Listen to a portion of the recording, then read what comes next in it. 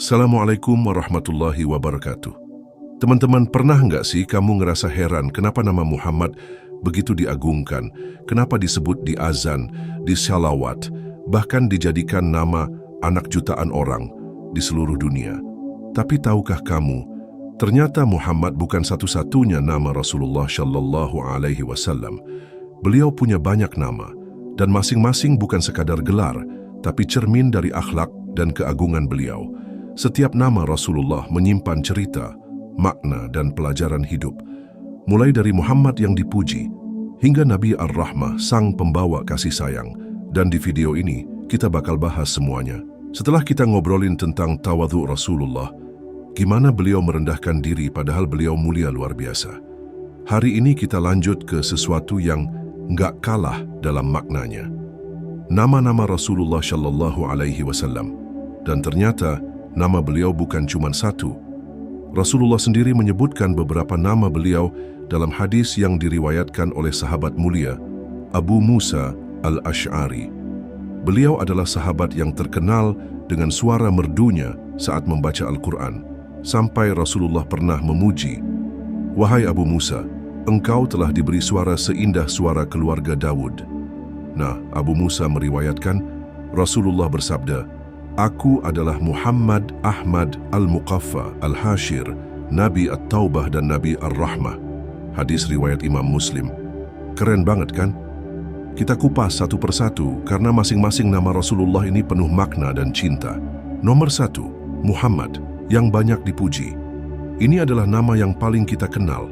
Diberikan oleh kakeknya, Abdul Muthalib, yang punya harapan, cucunya akan dipuji oleh langit dan bumi. Dan benar saja, lihat sekarang, jutaan orang bersyalawat setiap detik, di azan, di tahiyat, di khutbah Jumat, bahkan dalam doa sehari-hari nama Muhammad selalu disebut. Itulah salah satu mukjizat yang gak dimiliki siapapun selain beliau. Imam Al-Bajuri berkata, tidak ada satu nama pun di dunia yang disebut dan ditulis sebanyak nama Muhammad Shallallahu Alaihi Wasallam. Subhanallah. 2. Ahmad, yang paling banyak memuji Allah.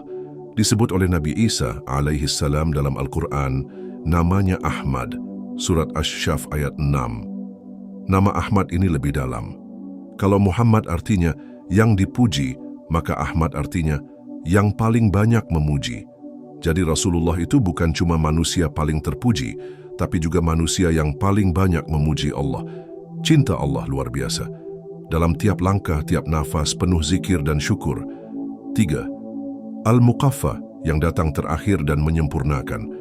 Rasulullah datang sebagai penutup para nabi, melengkapi ajaran-ajaran sebelumnya. Seperti puzzle yang belum lengkap, beliau datang sebagai potongan terakhir yang menyempurnakan gambar besar hidayah. Imam Ibnul Qayyim menjelaskan, beliau adalah penutup para nabi.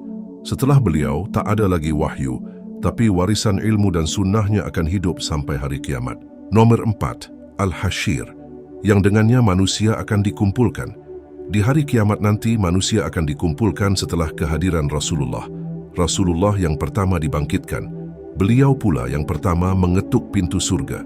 Saking utamanya beliau, dalam satu riwayat disebutkan, "Akulah pemimpin anak Adam di hari kiamat, dan aku bukan sedang sombong." Hadis riwayat Imam Muslim. Nomor 5.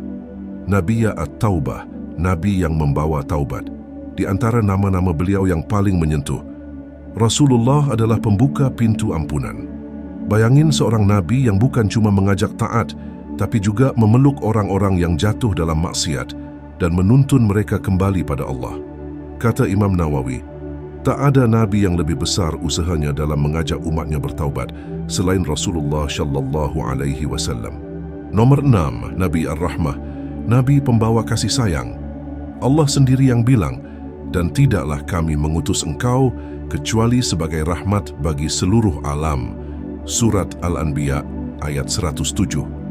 Dan ini bukan teori.